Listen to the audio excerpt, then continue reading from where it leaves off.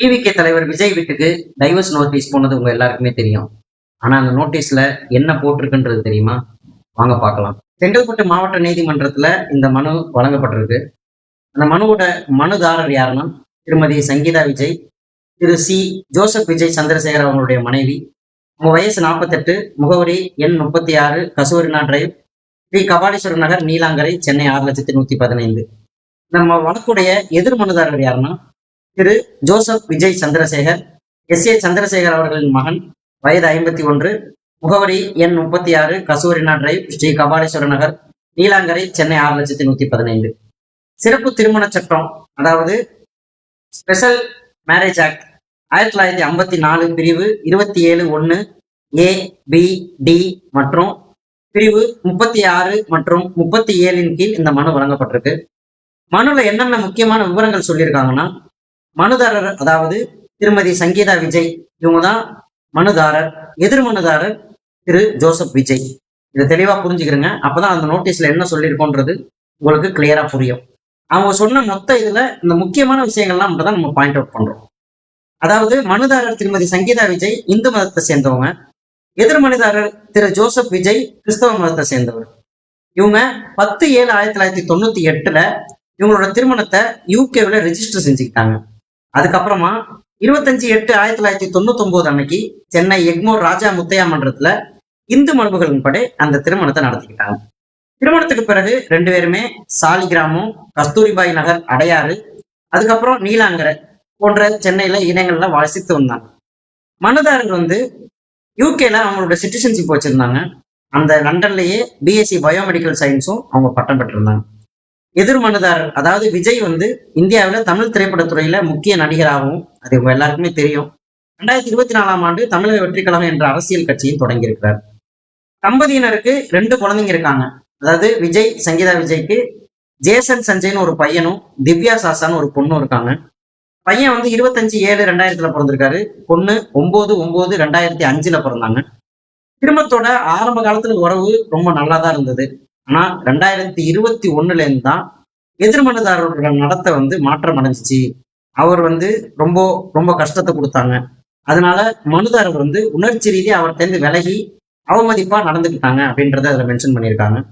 எதிர் மனுதாரர் என்ன பண்ணாருன்னு அவங்க குறிப்பிட்டிருக்காங்கன்னா, அவர் ஒரு நடிகையோட தகாத உறவு வைத்திருப்பதாகவும், மனுதாரர் அதை கண்டறிஞ்சிட்டதாகவும், சமூக ஊடகங்கள்ல அதை பத்தின புகைப்படங்கள் வெளியானப்ப கூட அதுக்கு எந்த மறுப்பையும் அவர் தெரிவிக்கல. அதனால எனக்கு ரொம்ப மனவேதனையும் அவமானத்தையும் அது ஏற்படுத்துனுச்சு அப்படின்றத குறிப்பிட்டிருக்காங்க. எதிர் மனுதாரர் அந்த பதிவுகளுக்கு எந்த விதமான விளக்கம், எந்த விதமான மறுப்பும் கொடுக்கல. அது ரொம்ப அவங்களை கஷ்டப்படுத்திருக்குன்றது இதுல இருந்து நம்ம புரிஞ்சுக்க முடியுது.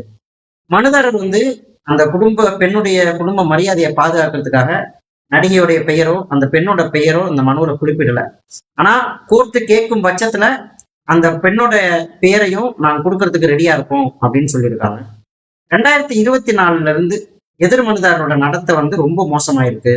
மனுதாரரோட வசதி மற்றும் பொருளாதாரம், பினான்சியல் எந்த அளவு சப்போர்ட் பண்ண முடியுமோ அதெல்லாம் ரொம்ப குறைச்சிக்கிட்டாரு அப்படின்றத மென்ஷன் பண்ணியிருக்காங்க. மனுதாரர் பல முறை போய் சமரச முயற்சி செய்யறதுக்கும் நிறைய முன்னேற்பாடுகளை செஞ்சிருக்காங்க. இறுதியா 9/11/2025 கூட அதை ஏற்படுத்தி பேசுறதுக்கான வழிகளை நடத்தியிருக்காங்க. ஆனா அந்த முயற்சியும் தோல்வி அடைஞ்சதாகவும் இதுல குறிப்பிட்டிருக்கு. அதாவது அவங்களுடைய திருமண வாழ்க்கைன்றது முற்றிலும் முறிஞ்சிருச்சு. இனிமே அவங்க 2 பேரும் ஒன்றுபட்டு வாழ்றதுக்கு 0% தான் வாய்ப்பு இருக்கு அப்படின்றத சொல்லியிருக்காங்க. மனுதாரர் கோர்ட்டுக்கு ஒரு ரெக்வெஸ்ட் கேட்டிருக்காங்க. இந்த வழக்கை நடத்தும் போது இன் கேமரா முறையில நடத்தணும். இதை சமூக ஊடகங்கள்ல வேற எந்த இதுலயும் இதை பத்தின விவரங்களை வெளியிடக்கூடாதுன்னு அந்த இன் கேமரா முறையில அங்க கோர்ட்ல ஜட்ஜு முன்னாடி இந்த வழக்கு நடைபெறணும்ன்றத சொல்லியிருக்காங்க. அதாவது இந்த வழக்கை இந்த செங்கல்பட்டு கோர்ட்ல மட்டும் தான் அவங்க பண்ணியிருக்காங்க. வேற எந்த இடத்துலயும் அவங்க தாக்கல் செய்யல.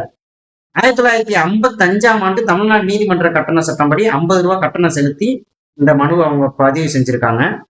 மனுதாரருடைய அதாவது சங்கீதா விஜயனுடைய கோரிக்கைகள் என்னென்ன அப்படின்னா, 25/8/1999 அன்று நடைபெற்ற திருமணத்தை சிறப்பு திருமண சட்டம் 1954 பிரிவு 27(1) ஏ, பி, டி அதன் கீழ் கலைத்து விவாகரத்து வழங்கி அவங்களுக்கு உத்தரவிடணும் அப்படின்றத மென்ஷன் பண்ணியிருக்காங்க. இறுதி தீர்ப்பு வர்ற வரைக்கும், அப்படி இல்லைன்னா சமமான மாற்று வசதி வேற எதுவும் நடைபெற வரைக்கும் மனுதாரருக்கு தற்போதைய இல்லத்துல வசிக்கிற உரிமை வழங்கணும்னு எதிர் மனுதாரருடைய வருமானம் மற்றும் சமூக நிலைக்கு ஏற்ப நிரந்தர பராமரிப்பு தொகையும் மனுதாரருக்கு வழங்கணும் அப்படின்றதையும் 3வதா குறிப்பிட்டிருக்காங்க. அடுத்து அவங்க என்ன சொல்றாங்கன்னா, வழக்கோட மொத்த செலவையும் எதிர் மனுதாரர் தான் ஏற்கணும், அதுக்கும் இந்த கோர்ட் உத்தரவிடணும் அப்படின்னு கேட்டிருக்காங்க. நீதியின்படி வேற என்னென்ன உத்தரவுகள்லாம் போடணுமோ அதை பைலா அவங்க என்னெல்லாம் பண்ணணுமோ அது இந்த கோர்ட் பார்த்து வழங்கணுன்றதையும் அவங்க கோரிக்கையா வச்சிருக்காங்க.